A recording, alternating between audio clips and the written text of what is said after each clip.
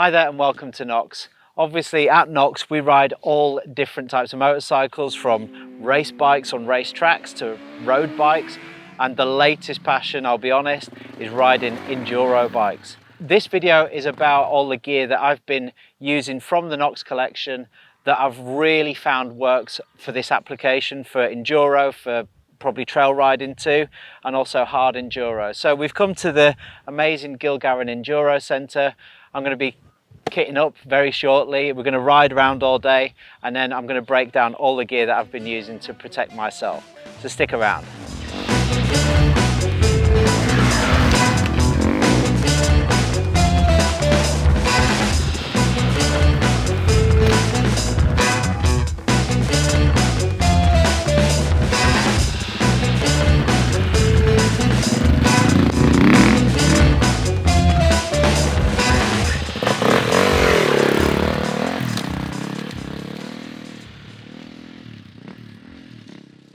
So now a rundown of all the gear that I'm using on enduro bikes and that I'm using to protect myself when I'm riding this type of motorcycle. And this is the gear that, you know, I've tried different things and I've honed it down. This is what I like to wear. This is what I think works best for this application. There's a gap here. I'm going to clear this gap. Yes.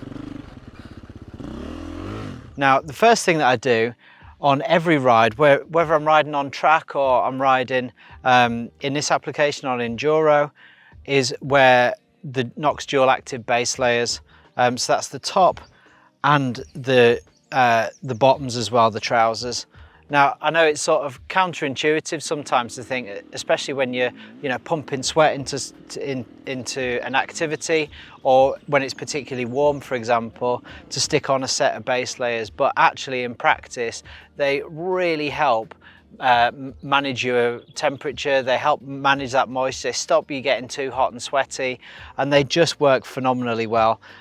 These particular ones dry in absolutely no time. So say, for example, you've got a 2-day enduro ride or a 3-day enduro ride, it's no problems that these are wringing with sweat by the end of the day, because they will just dry overnight and you'll be good to go again. They've also got antibacterial finishings on them as well, so they don't smell anywhere near what a typical nylon polyester base layer would. So this is a really, really top product. Use it on every outfit that I'm wearing, either on enduro or, like I said, on the track. Try not to scare you guys too much. Excuse me. Little jump. So the next layer up is my core protection. The first thing that I'm putting on is the Knox Action Pro shorts. Now, these are absolutely phenomenal, and they're quite new to the collection actually. They're incorporating our brand new Knox Microlock compact armor in the thigh and the hip, and they've also got a coccyx protector on them as well. Now, it just so happens every time pretty much that you fall off one of these bikes, you're landing on your thigh, you're landing on your hip, you know, and you can do some pretty serious damage. I mean, in the Isle of Man, I actually ended up landing right on my foot peg, which really hurt actually. And these basically did an incredible job of lessening that injury. They really, really did. This is 6mm thick. It's incredibly lightweight, incredibly flexible, and you basically don't feel like you've got it on. Really, really top notch. Next thing up is the Action Pro knee guards. Again, these are featuring the Knox Microlock compact armor, super low profile, super unobtrusive, just slip up over your knee, and they do a fantastic job. This armor is so good at protecting, even though it's so slim.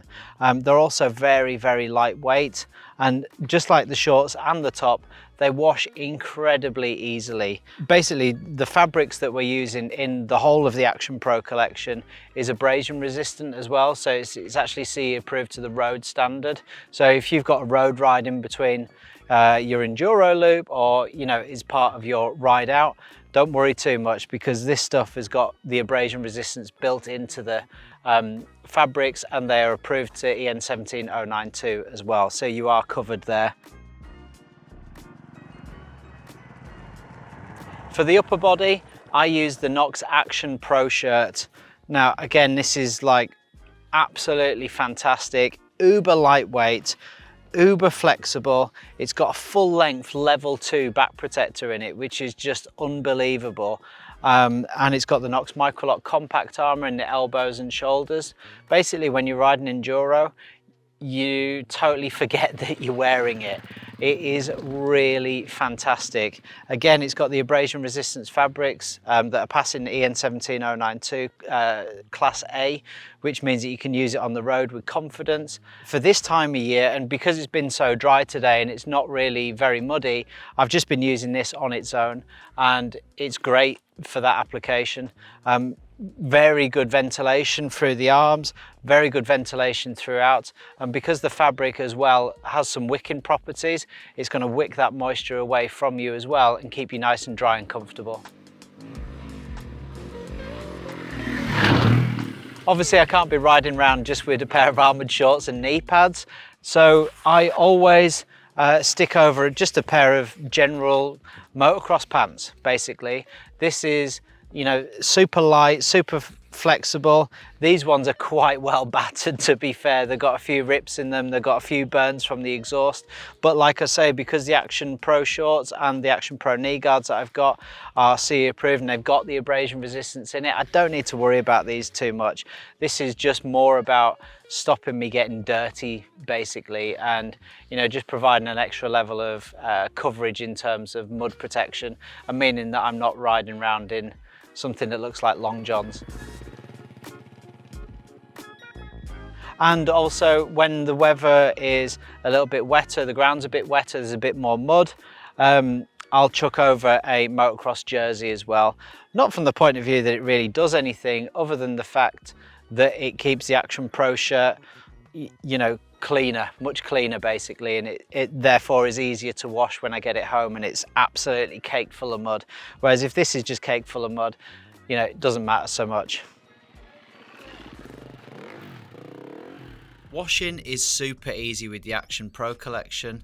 All you need to do is remove the shoulder armour, the elbows and the back protector from the pockets.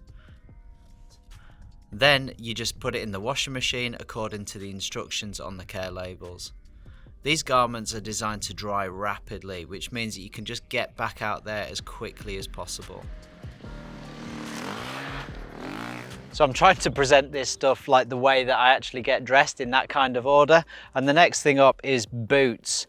Now, I've sort of steered away from like full-on motocross boots because I don't often feel that they give me a great feeling of what's going on with the levers and what's going on with the brake. So I've ended up going with these Forma adventure boots. Of course, the other thing that they've got is full waterproofing, and obviously in winter time, that is a fantastic thing that you've got waterproof boots. The other thing that's great is got a full tread on the bottom. What I will say though is that the boot is quite flexible, probably too flexible for this type of riding, and I don't think it has quite the amount of coverage that I really need.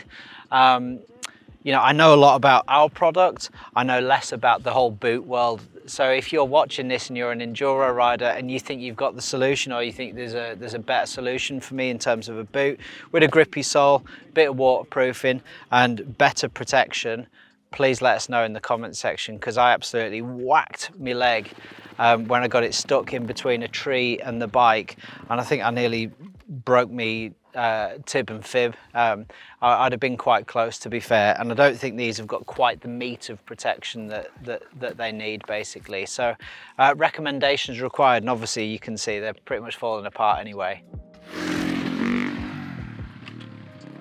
On my head, which is the next thing that goes on, is a Bell MX9 helmet. The reason I bought this is because basically it was the most black and most stylish looking helmet that I quite liked, actually. In practice, I found it's a great helmet. You can take all the linings out when you're getting them all really sweaty. It's got the MIPS technology, so you know, basically it's slightly more protective in terms of rotational impact for your head and for your neck. But yeah, it's a good helmet, and it's black. It has had a few knocks, I'm gonna be honest, but you know, it's good to go and happy to use it.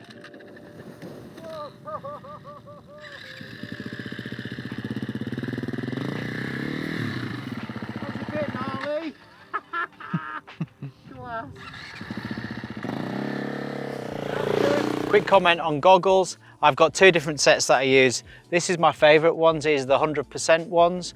Got a really nice like gold lens. The main reason I use these, to be honest, is for like photo shoots. So I'm riding in a lot of the photo shoots that we have, and I don't necessarily always want to see my face in it.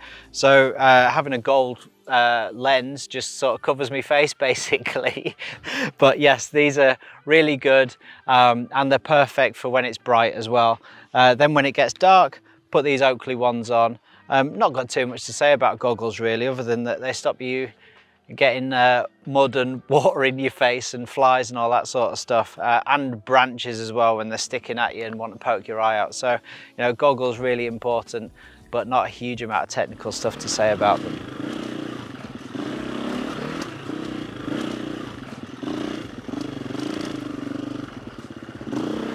I have to say this bike handles lovely. Oh, he says, and then nearly tucks the front. Hang on, because I've got to fly in me goggle, doing me nutting.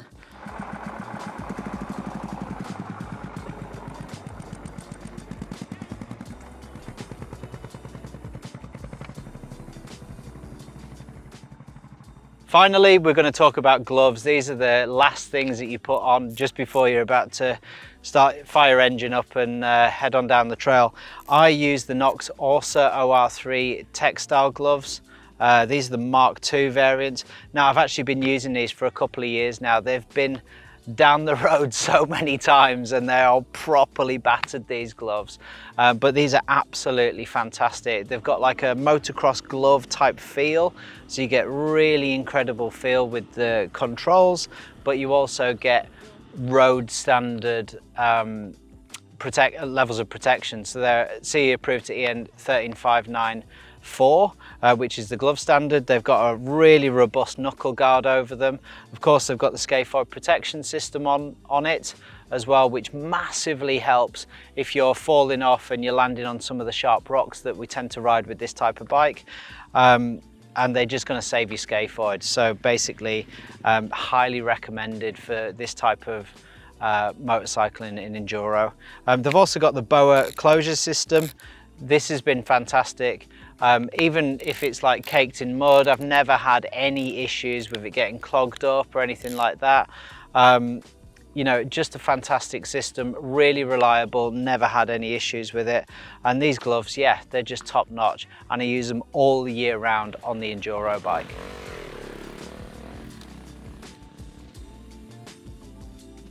So that's all the gear that I'm using to protect myself on this enduro bike and riding in this time of year. Obviously, when it gets into winter and autumn, or it's raining and stuff, I will adapt this this outfit. Basically, I'm going to use all the same core protection, but I will adapt it with a couple of layers from the Knox Seasonless Collection. So I will add the Knox Dual Pro jacket for insulation and weather protection on some rides, and if it's particularly if it's cold, and if it's just wet but it's still quite warm, I'm going to put the Welbeck MK2 on. And basically, once I do that, it has adapted what I've been talking about here to much wetter, much colder climates. So that's the only thing that I do to change my enduro gear to make it suitable for those conditions. So I really hope you've enjoyed this video. Hopefully that's been helpful and give you an insight to what I wear on the enduro bike. Please like, comment and subscribe. Check out all the gear I've been talking about. I'm going to put all the links in the description, and we will see you on the next one.